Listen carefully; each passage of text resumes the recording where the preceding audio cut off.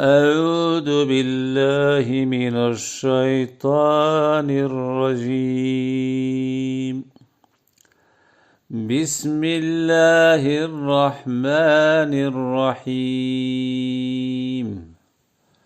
أرأيت الذي يكذب بالدين فذلك الذي يدع اليتيم ولا يحض على طعام المسكين. فويل للمصلين الذين هم عن صلاتهم ساهون والذين هم يراءون ويمنعون الماعون. صدق الله العظيم.